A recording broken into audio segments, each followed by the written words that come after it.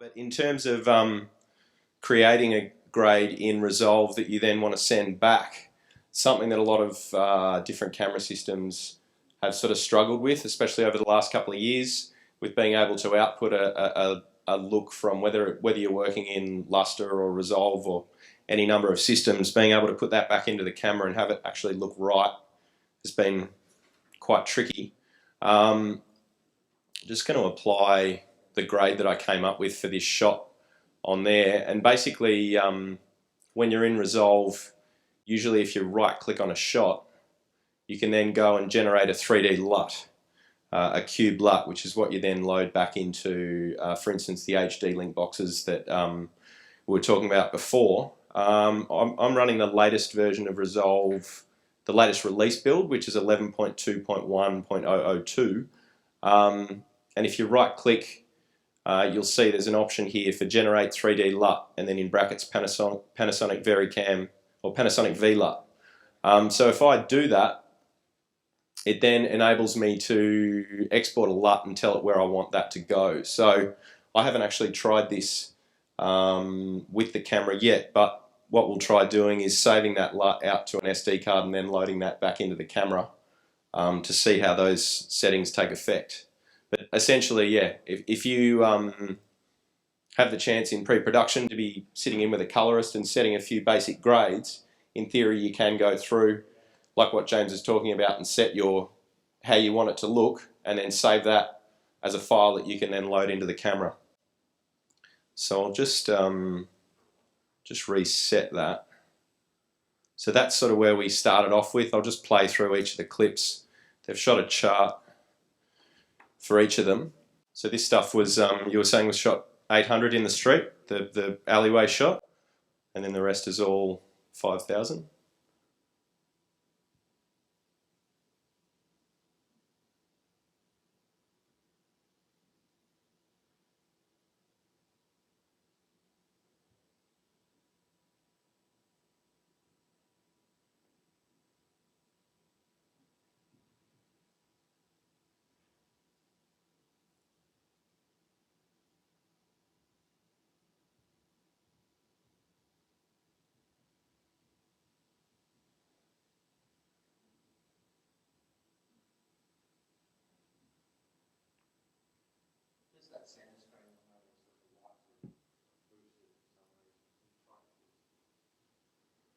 Okay, so that's back to the first clip. So I'm not really going to do too much grading here because it's quite tricky in this environment, but essentially with any of these clips, once you've started to wind back in a bit of a curve, you can spend hours coming up with the right sort of gamma curve for what you're looking at, but image all of a sudden becomes a lot more contrasty.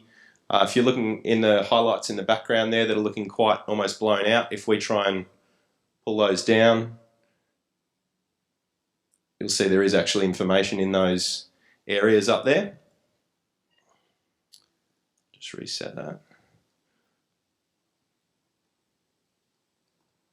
And so this is essentially the grade that I came up with yesterday. Just spent a couple of minutes on each clip, no power windows or anything like that. So sort of a bluish tinge to that one, a coolish look.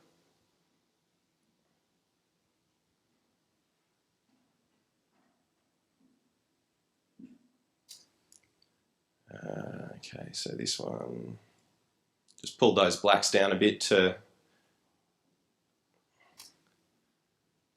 fall off into the night, but there's obviously a lot more information in there if you did want to delve into those, same as with an Alexa or numerous other cameras. There's quite a lot of information in that shadow area if you want to dig into it.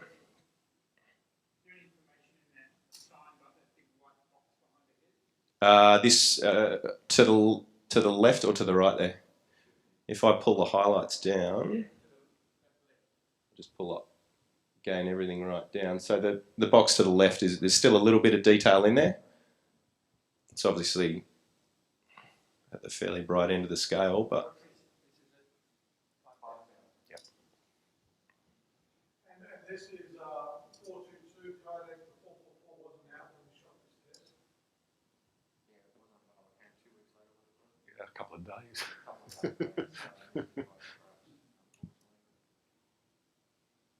So I've just literally saved those grades yesterday, and I'm just loading them in with each clip.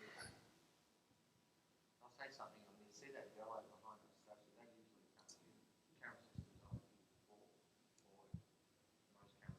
That does tend to, low light shot does tend to become very noisy. I'm talking specifically about this area here where this yellow will become a bit down, where it becomes down into your shadow. That's quite funny. So in this one, obviously left her skin tones down a bit because she's obviously walking in a dark area. But there's plenty of information in all those whites there as well. Nothing's blowing out, and there's still plenty if you wanted to actually delve into the darker areas and push your blacks up.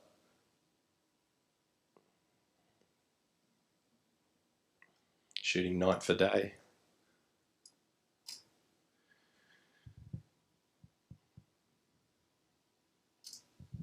And then this is the one where we were talking before about the whites on the side of the bridge there where those lights are. So this is the log image.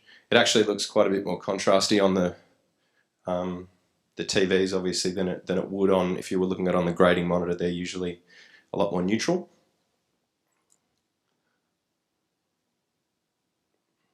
But if I pull that down, see there's plenty of information in those whites of the hoops that are at the very edge of on both sides of the frame there as well.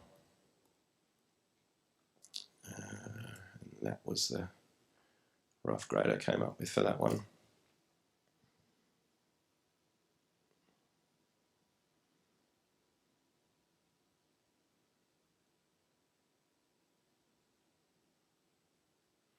So once again, with any of these, you can very easily, once you've actually gotten to a point with the colorist in the suite that you're happy with whatever look they've created. If I go right click on this, generate 3D LUT, Panasonic V-LUT, I'll save that onto the desktop. I'll just call it Ali. It might not be a bad idea to do it with one of the shots we did before here. So I've saved that. And you just end up with a clip which has an extension VLT, which if we want to switch the lights back on, we could try and load back into the camera and see how that looks. Anyone got any questions about that side of things?